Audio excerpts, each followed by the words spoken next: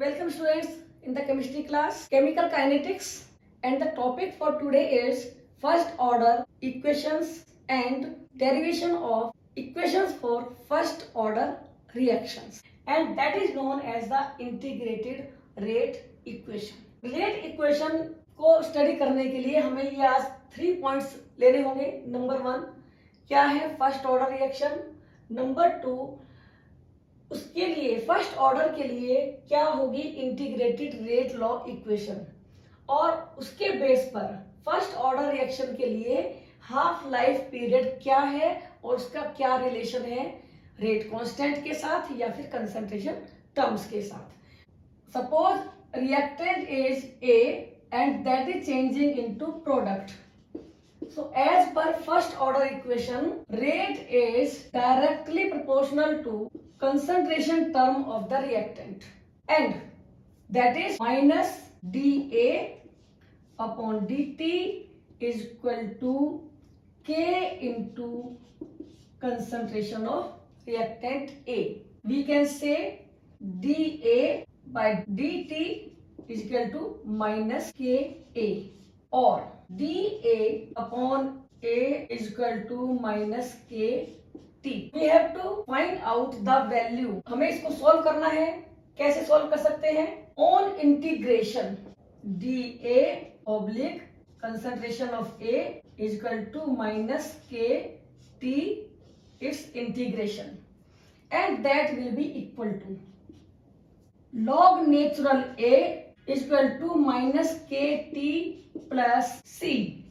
C is the integration constant, and that is the equation number 1. Now we have to find out the value of this integration constant.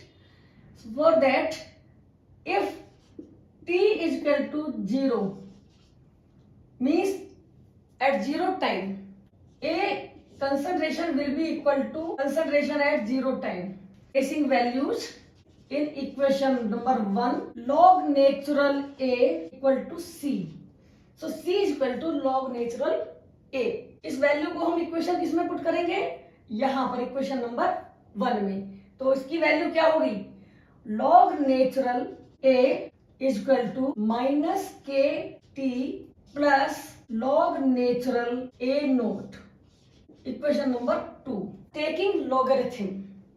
इसको हमें, क्योंकि इसका हम value नहीं निकाल सकते, so we have to convert this log natural into logarithm, and that will be equal to 2.303 log A is equal to minus KT plus 2.303 log A naught.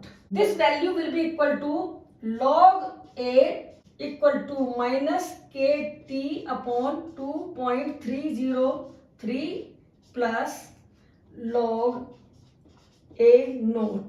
तो log natural की फॉर्म में ये equation है और log के form में ये equation है. इसको सॉल्व करने पर इक्वेशन होगी KT is equal to log A naught divided by log A will be equal to 2.303 over T log A naught upon A.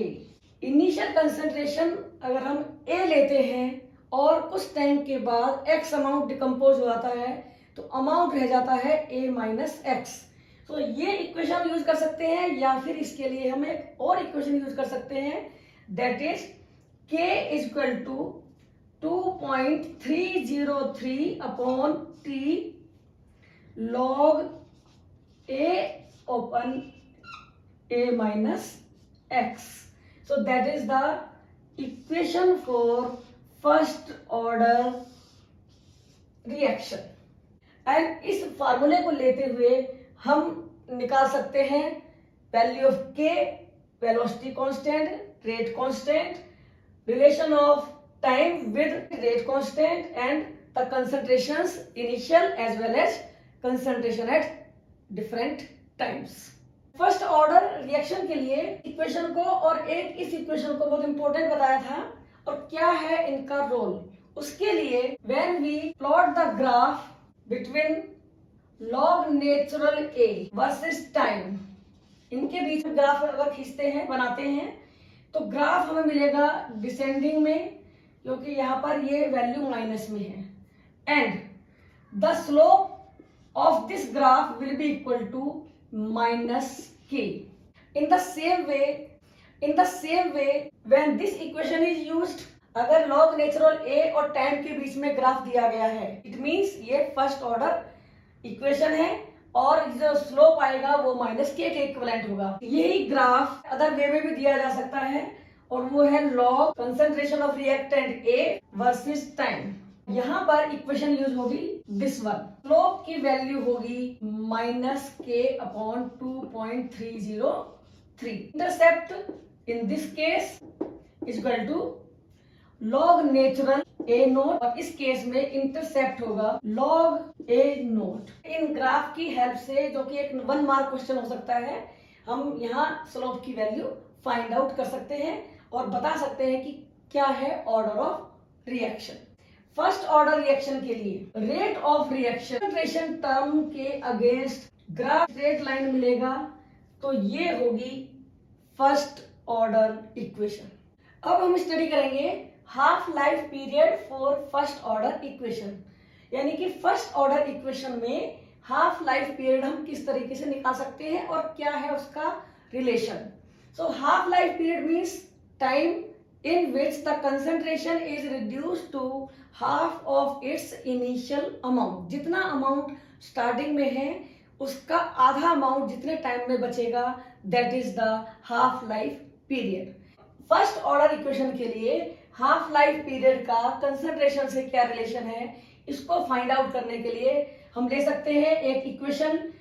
First order equation is A is equal to 2.303 time log A upon A minus X। A means initial amount, X is the amount decomposed during reaction at particular time, so A minus X is the amount left after time t। If half lifetime, that is t half, X will be equal to half of initial concentration and t half will be equal to 2.303 upon K log A upon A minus A by 2। On solving it, we find or equal to 2.303 upon K log 2। Log 2 is equal to 0.3010।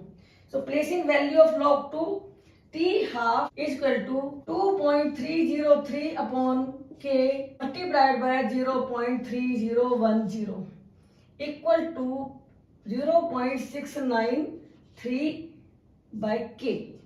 So that is the relation for half life period and the rate constant for first order reaction। Question may be half life period for first order reaction is independent of initial concentration। इसके लिए question पूछे जा सकते हैं for 2 marks और 3 marks। Explain half life period for first order reaction is independent of initial concentration।